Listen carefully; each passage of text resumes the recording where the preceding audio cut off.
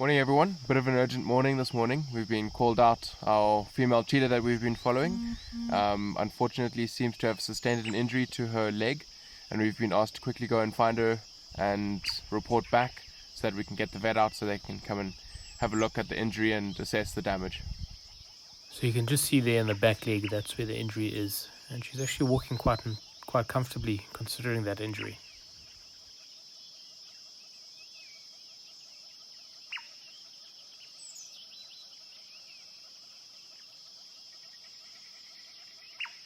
Let's try a reposition for a closer look. Maybe we can take a picture.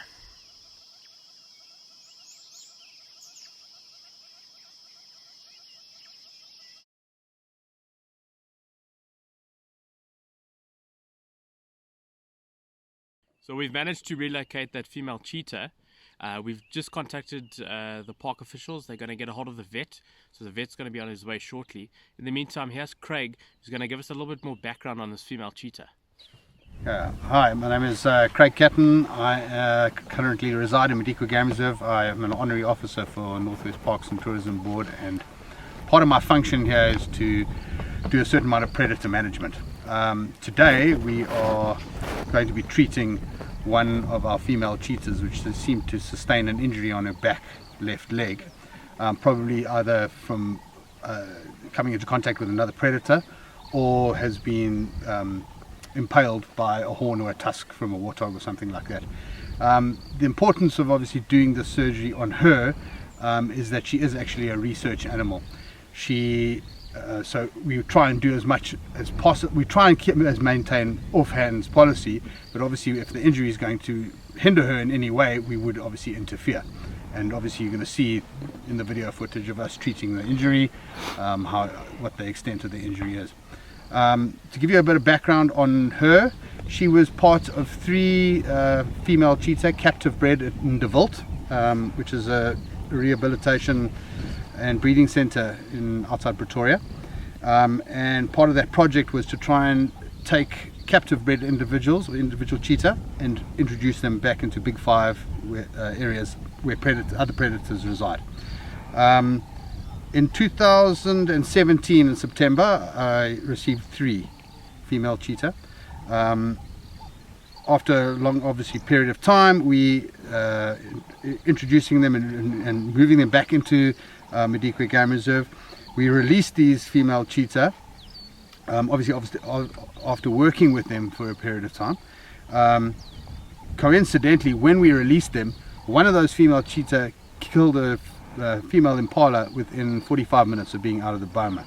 So obviously all the work that we did do in the boma and leading up to them being released obviously did seem to work a little bit. But because of the nature of researching this animal's introduction over a long period of time, we obviously have to monitor them. 2 of those female cheetah died within the first year. Obviously not to injuries sustained by other predators, which we all thought was going to be the case. But they died and succumbed to feline calicivirus.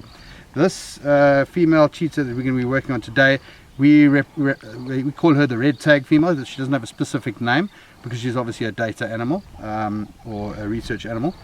So 2017 in September, we released them in the lambing season, impala lambing season, going into January.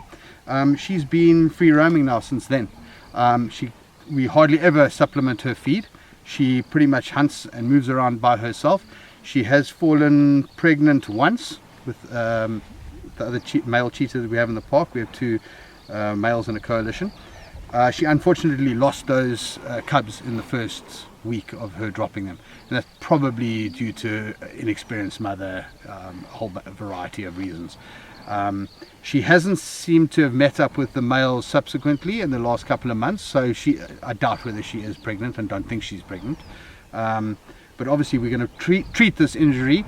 It'll give you a bit of an up-close personal idea of obviously what we do and how we do it, and obviously trying to anticipate the longevity of her being a sustainable research animal and being introduced into the wild successfully. So we do try and do a little bit for her, but obviously not too much. I'm sure that you're obviously going to get feedback in the next couple of months as to this interview, and I'm sure you're going to see a lot more footage of her, so you'll see her obviously either improve or deteriorate as time goes on. We don't suspect that the injury is too severe because she's not showing any symptoms of limping too badly, and she has moved a vast distance of where she sustained the injury. And the injury is only probably about a week old, and she can access it, meaning that she can actually clean it. The problem is that the environment is pretty cold now, which is going to hinder healing process, and also we can't establish how deep that wound is. So to act on the side of caution, we're going to dart her, anesthetize her, and then stitch her up and see the extent of the injury, and then do a complete medical on her, see the state and fitness of her, and then obviously give her rabies, the vaccine for feline calicivirus, and give her a dewormer, and probably put her on a drip while she goes through that surgery. Enjoy it. If you have any questions, I'm sure that the guys at Madikwe Safari Lodge will be able to answer those questions, or you can ask me the question through them. And I would just like to take this opportunity to thank Madikwe Safari Lodge, Rob Moore Hotels. Without you guys, we wouldn't be able to do conservation efforts like this, and we wouldn't be able to sustain populations in protected areas. So thank you very much. Appreciate it. Cheers.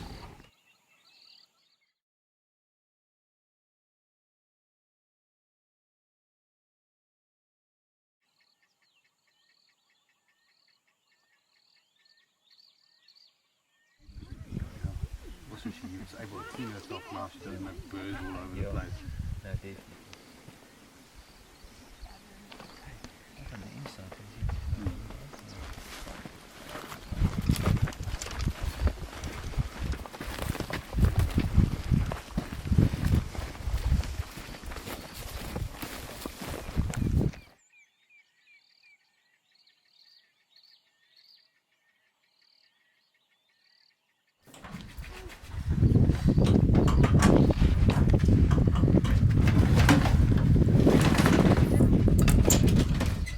It's feline calici and rabies. and rabies, ja. Daar's maar 'n bietjie opsit kom ja nee. Dan gaan 'n bietjie druk.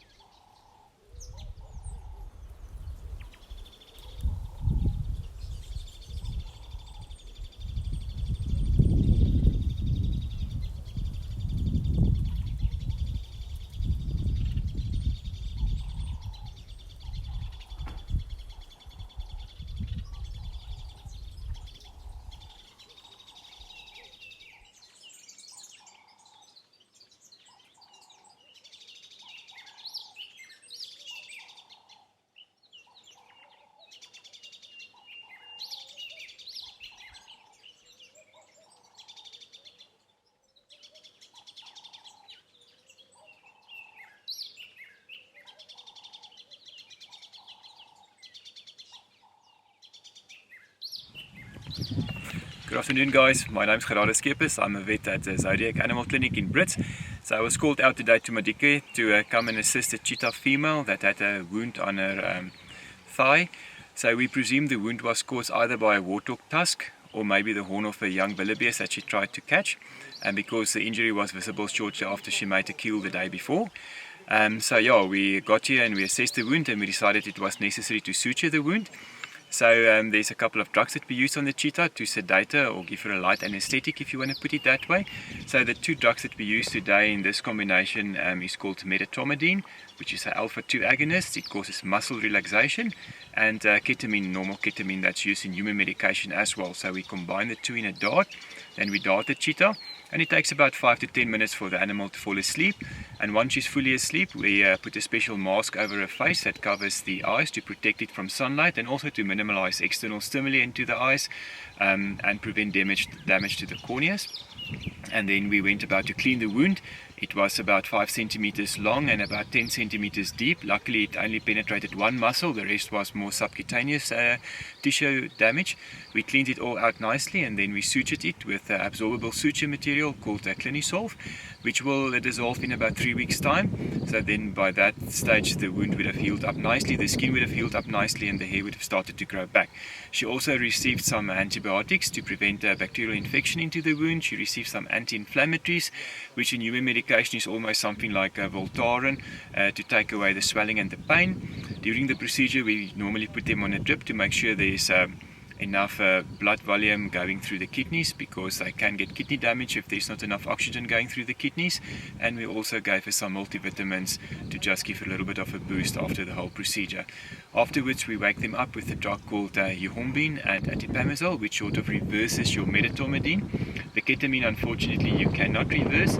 That's metabolized by the liver, and that takes about half an hour to an hour to completely wear out of the system. But the whole operation went very well, and we're sure she'll make an uneventful recovery, and we'll be ready to come into season and produce some cubs before the end of the year. Thank you very much. Have a lovely day. Cheers. And here we've caught up with her the following morning after the surgery and provided her with a supplement meal. She's looking quite good, quite healthy, alert. I'm sure she must have been hungry.